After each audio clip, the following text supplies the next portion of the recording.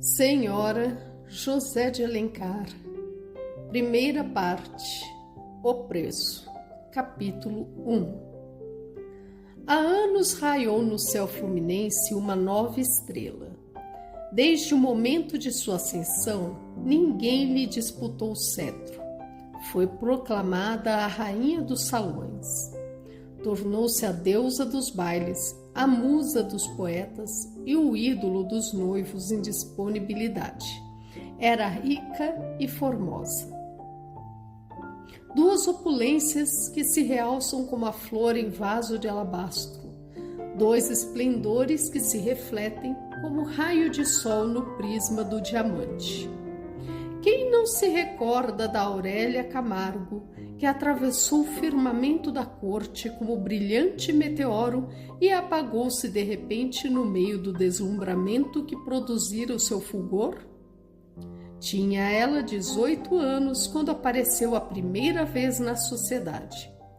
Não a conheciam e logo buscaram todos com avidez informações acerca da grande novidade do dia. Dizia-se muita coisa que não repetirei agora, pois a seu tempo saberemos a verdade, sem os comentos malévolos de que usam vesti-lo os noveleiros. Aurélia era órfã e tinha em sua companhia uma velha parenta viúva, Dona Firmina Mascarenhas, que sempre a acompanhava na sociedade. Mas essa parenta não passava de mãe de encomenda para condescender com os escrúpulos da sociedade brasileira, que naquele tempo não tinha admitido ainda certa emancipação feminina. Guardando com a viúva as deferências devidas à idade, a moça não declinava um instante do firme propósito de governar sua casa e dirigir suas ações como entendesse. Constava também que Aurélia tinha um tutor, mas essa entidade desconhecida, a julgar pelo caráter da pupila, não devia exercer maior influência em sua vontade do que a velha parenta. A convicção geral era que o futuro da moça dependia exclusivamente de suas inclinações ou de seu capricho. E por isso todas as adorações se iam prostrar aos próprios pés do ídolo. Assaltada por uma turba de pretendentes que a disputavam como prêmio da vitória, Aurélia, com sagacidade admirável em sua idade, avaliou da situação difícil em que se achava e dos perigos que a ameaçavam. Daí provinha talvez a expressão cheia de desdém e um certo ar provocador que eriçavam sua beleza, aliás, tão correta e cinzelada para a meiga e serena expansão d'alma. Se o lindo semblante não se impregnasse constantemente, ainda nos momentos de cisma e distração, dessa tinta de sarcasmo, ninguém veria nela a verdadeira fisionomia de Aurélia, e sim a máscara de alguma profunda decepção. Como acreditar que a natureza houvesse traçado as linhas tão puras e límpidas daquele perfil para quebrar-lhes a harmonia com o riso de uma pungente ironia? Os olhos grandes e rasgados, Deus não os aveludaria com a mais inefável ternura se os destinasse para vibrar chispas de escárnio. Para que a perfeição estatuária do talhe de sílfide, em vez de arfar ao suave influxo do amor, ele devia ser agitado pelos assomos do desprezo?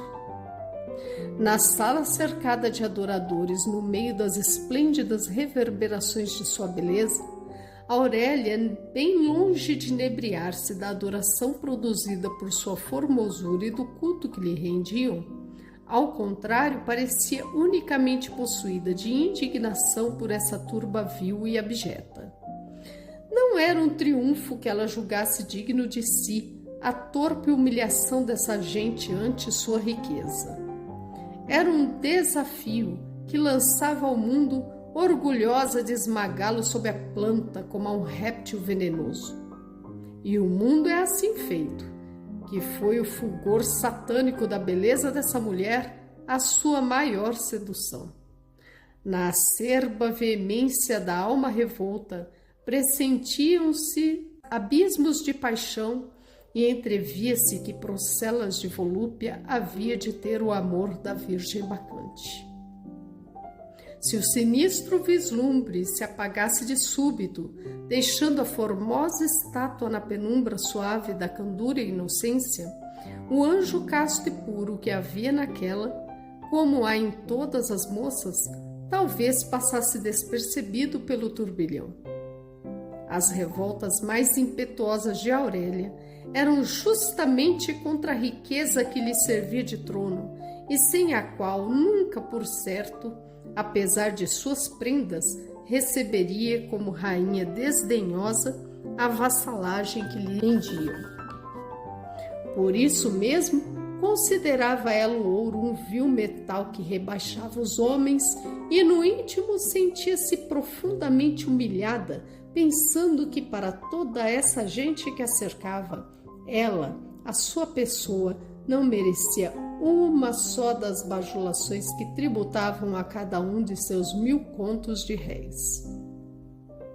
Nunca da pena de algum Chatterton desconhecido saíram mais cruciantes apóstrofes contra o dinheiro do que vibrava muitas vezes o lábio perfumado dessa feiticeira menina no seio de sua opulência. Um traço basta para desenhá-la sob esta face.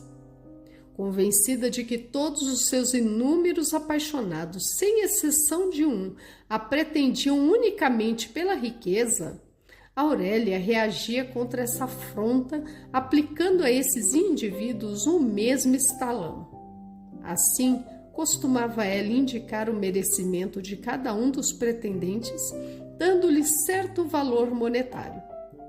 Em linguagem financeira, Aurélia cotava os seus adoradores pelo preço que razoavelmente poderiam obter no mercado matrimonial. Uma noite no cassino, Alísia Soares, que fazia-se íntima com ela e desejava ardentemente vê-la casada, dirigiu-lhe um gracejo acerca do Alfredo Moreira, rapaz elegante que chegara recentemente da Europa. É um moço muito distinto, respondeu Aurélia sorrindo. Vale bem como noivo 100 contos de réis, mas eu tenho dinheiro para pagar um marido de maior preço.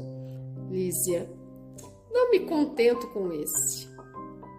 Riam-se todos destes ditos de Aurélia e os lançava à conta de gracinhas de moça espirituosa.